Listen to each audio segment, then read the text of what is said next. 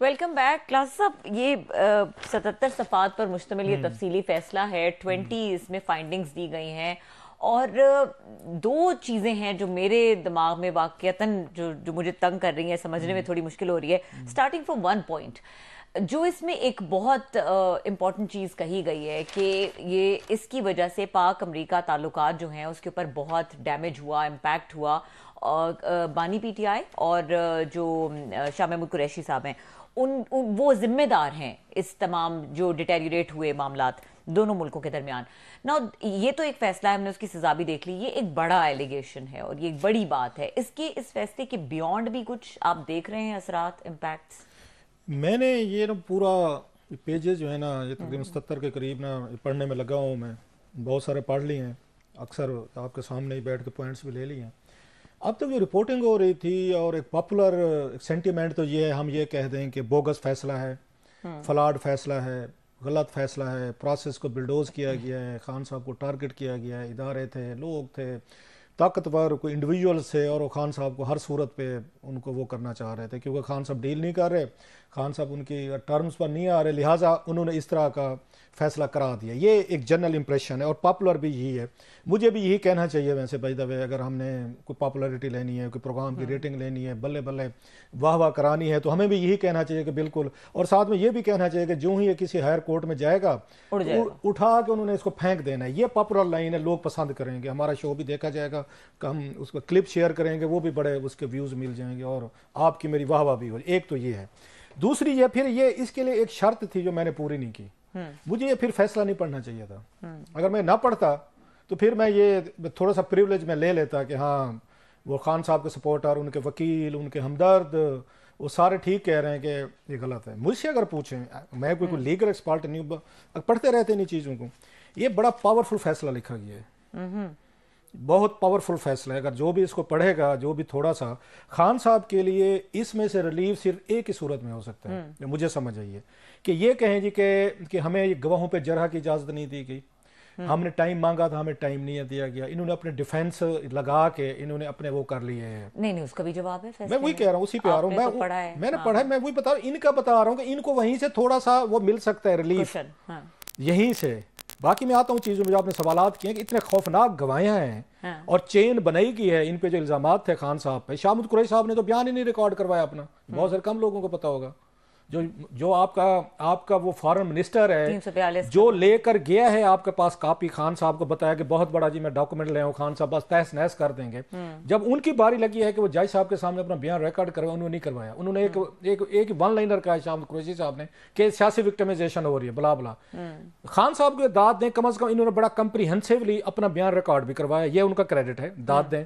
और बड़ा पावरफुल बयान रिकॉर्ड करवाया, जिसमें जनरल उन्होंने बाजवा साहब पे सारे का सारा मुद्दा डाला है, डोनाल्ड लू पे, वही जो पुरानी सारी उनकी डिटेल थी। बट उनकी प्रेजेंटेशन जो है ना वो बड़ी जबरदस्त है जो खान साहब ने की अपने केस की। उनकी हद तक मैं कहता हूँ कि उन्होंने अपने केस को उन्होंने बड़ा अच्छा उन्होंने प्लीड किया है, लेकिन उन इशू पे नहीं है जिन पे इन पे वो मुकदमा था। अब जरा ये चीज टेक्निकल ये बताने वाली है। इन पे दो इल्जामात बड़े थे। एक तो ये था कि आपके पास साइफर की कॉपी थी, आपने गुम की है, वो कहाँ है, वो किधर है, उस पर कोई खान साहब नहीं बोले। जो मेन इल्ज़ाम है, ज़रा जहन में रखिएगा, मैं ये कह रहा हूँ कि इसलिए जो लोग ये कह रहे हैं ना कि उठा के फेंक दिया जाएगा, मुमकिन है फेंक दिया जाए, लेकिन अच्छी खासी effort is required, number one. दूसरा कि आपने पब्लिक को जाके वो किया है, अपने जो सीक्रेट चीज़ें थी आपने उनके साथ वो शेयर की हैं।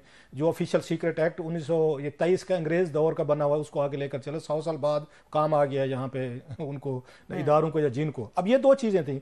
खान साहब ने इन इश्यूज़ पे रहने की बजाय, जो हम कहते थे, जो रात हमारे साथ खकवानी साहब भी कह रहे थे कि केस को लीगल बुनियादों पर लड़ें, आप बताएं कि जनाब कैसे गुम हुआ, क्यों हुआ, या मैंने कैसे किया। उन्होंने कहा ये मेरा राइट था, जो मैंने चीज़ें शेयर की हैं बताई हैं आवाम को, ये मेरा राइट था एज ए प्राइम मिनिस्टर के तौर पर कि मेरे खिलाफ साजिश हो रही है, मेरी हुकूमत के खिलाफ हो रही है, तो मैं इसको शेयर करूं। वो कहते हैं ऑफिशियल सीक्रेट एक्ट के तहत आप ये काम नहीं कर सकते, बिकॉज कि इसकी वजह से फॉलोइंग कॉम्प्लिकेशंस हुई हैं। और कॉम्प्लिकेशंस की गवाही किसने दी है? ये साइफर गुम होने की जो बड़ी डेंजरस चीज़ है खान साहब के लिए गवाही 3 लोग हैं। इन्होंने 25 के करीब इन्होंने लोग पेश किए गवाहन। उसमें इनके अपने ये स्टाफ के लोग थे जो प्राइम मिनिस्टर हाउस में थे, जिनको मिली थी साइफर की कॉपी, जिन्होंने रजिस्टर्ड किया, जिन्होंने इनको हैंड ओवर की हैं कॉपीज, जहां से कॉपी वापस आनी थी, फिर फॉरेन ऑफिस के लोग थे, उन्होंने बताया कि साइफर आया, असद मजीद साहब ने भेजा, हमने फॉरेन सेक्रेटरी को भेजा, उन्होंने फिर विंग में भेजा जिनका स्पेशल सीक्रेट विंग है जो बैठ के इसको डिकोडिंग करता है, कॉपी बनाई गई, फिर हमने जनाब इनको भेजी, ये खान साहब के वो प्रिंसिपल सेक्रेटरी साहब को भेजी और चली गई। फिर हमने उनसे मांगी तो वो कहते हैं कॉपी नहीं है। अब ये वो उन्होंने पूरा साइकिल, उन्होंने FIA ने अपने चलान में सारी चीजें कंप्लीट की हुई हैं, आम आदमी को शायद नहीं पता होगा, सारी यहाँ से डिटेल मुझे भी पता चली है। वो केस उन्होंने अपना पक्का करके दिया है। उसके बाद अब 3 गवाह हैं, मैं मतलब शॉर्ट कर लूँ, टाइम इतना नहीं, हालांकि इसमें पूरा 2 घंटे बात हो सकती है जितना मटीरियल है। मेरे पास भी 2 अहम सवाल है जो मेरी अपनी अंडरस्टैंडिंग के लिए, मैं आता हूँ उसी पे आता हूँ, सवालों पे आते हैं। उसके बाद इन्होंने क्या किया, वो आजम खान साहब कहते हैं, जो कह रहे थे ना उस दिन ये मिठाइयाँ बांट रहे थे बेचारे हमारे PTI वाले दोस्त, इसलिए पहले वो आपको याद होगा नवाज लीग वाले बांटते थे मिठाइयाँ, अब PTI वालों ने बांटी, वो जी आजम खान साहब ने उड़ा के रख दिया सारा, वो नैरेटिव ही खत्म हो गया। आजम खान साहब की वजह से सजा हुई है। फैसले में उनसे पूछा उन्होंने ये कहा, आजम खान साहब ने जब उनको विटनेस के तौर पर पेश किया, उन्होंने कहा जी मैंने वजीर आजम पाकिस्तान को खुद साइफर की कॉपी दी थी। इल्जाम क्या है कि साइफर की कॉपी गुम हो गई है, ये इल्जाम है जिसमें सजा हो रही है, मैंने खुद दी थी। और फिर वो कहते मैंने उनसे मांगी, उन्होंने कहा मेरे से गुम हो गई है। ये अब एक तरह से स्टैब्लिश हो गया आपका एक जुर्म जो है, जो आप पे प्रोसिक्यूशन ने लगाया था, एक तो साबित कर दिया। किसने किया है? आपके प्रिंसिपल सेक्रेटरी ने किया है। आजम खान से बड़ी गवाही तो नहीं हो सकती थी।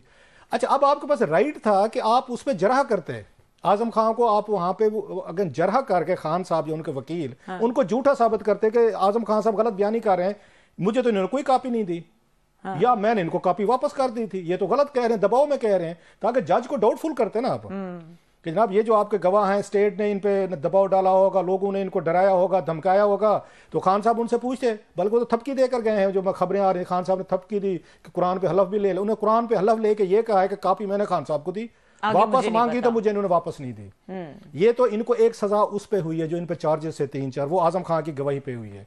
इन्होंने अपना जरह का राइट जो वो किया है ना, इन्होंने जो वकील उन्हें डिले हो रही है, नहीं आए फलान, डिलेइंग टैक्टिक्स जो थे वो इनको लड़ गए हैं, वो उस लिखा भी है जज ने कि इनका राइट था कि ये अपने आप विटनेसेस को आके काउंटर करते, क्वेश्चन करते। एक अब आते हैं जो आपका सवाल था कि गवाह उनको नुकसान हुआ या नहीं हुआ, रिलेशन। दूसरा ये था कि आपने इंटरनेशनल रिलेशन हमारे खराब किए हैं, वो गवाही कौन दे रहा है?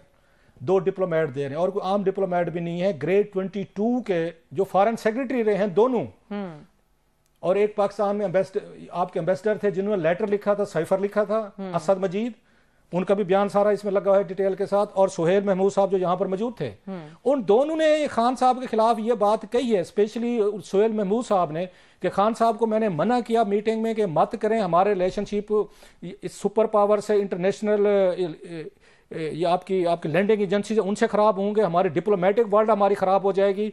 ये साइफर जो है हमारा एक तरह का कम्युनिकेशन, एक कॉन्फिडेंस है हमारे डिप्लोमेट्स का।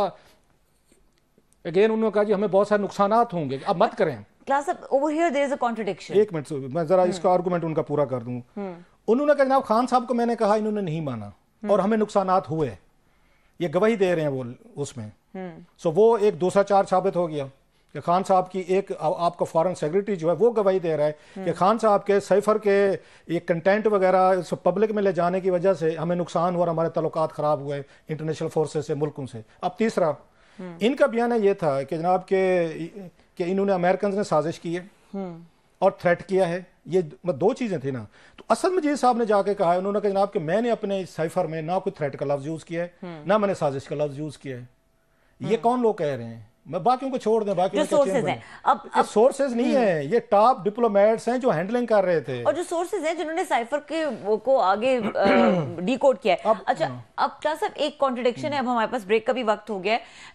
कॉन्ट्रडिक्शन ये है कि आपने जो दूसरा और तीसरा पॉइंट बताया, दूसरे पॉइंट में आप ये कह रहे हैं कि साइफर जो है वो एक उसने दोनों मुल्कों के मामलात को खराब किया और वो एक सीक्रेट डॉक्यूमेंट था और इट शुडंट हैव बीन पब्लिक्ड।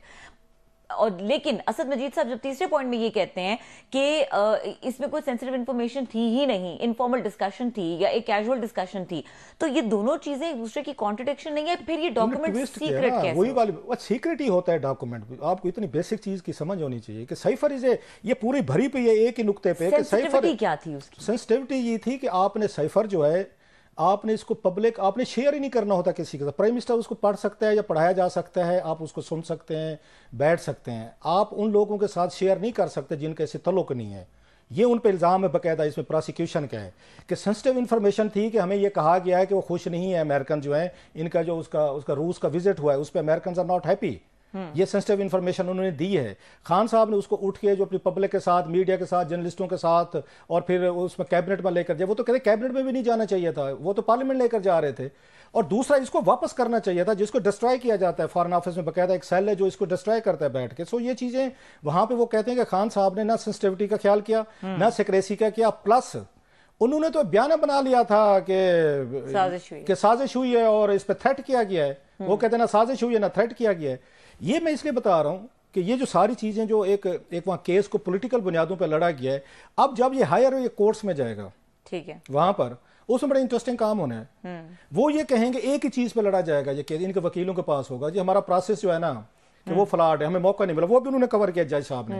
उन्होंने बताया है कि कितने कितने हमने 40 के करीब इनको हमने चांसेस दिए हैं। इनके वकील 8-10 दफा इन्होंने वकील बदले हैं, इन्होंने डिलेइंग टैक्ट वो चीज भी कवर की है। और बहुत बड़े इन्होंने जो कमेंट्स किए हैं इन पे खान साहब के बिहेवियर पे, कि दोनों बाहर के पढ़े लिखे हैं, एक मुल्क का प्राइम मिनिस्टर है, एक मुल्क का वजीर खारजा है, जो उन्होंने बिहेवियर पे लिखा है कि जिस तरह के बिहेवियर रहा है तो वो इंतहाई वो कहते हैं क्वेश्चनेबल था। So having said all this, इस बड़ी लंबी बात हो सकती है खान साहब की अपनी जगह पे।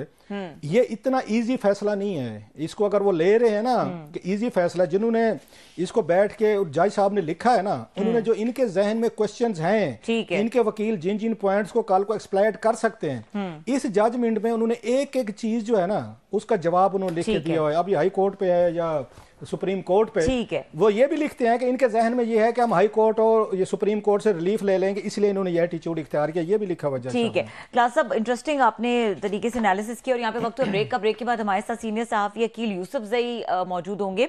उनसे हम बात करेंगे बाजवड़ में जो अनफॉर्चुनेट वाक़या हुआ, जो नौजवान उम्मीदवार हैं उनका कत्ल हुआ, और अगर टाइम मिला तो थोड़ा सियासी क्वेश्चन भी करेंगे उनके साथ। हमारे साथ रहिए।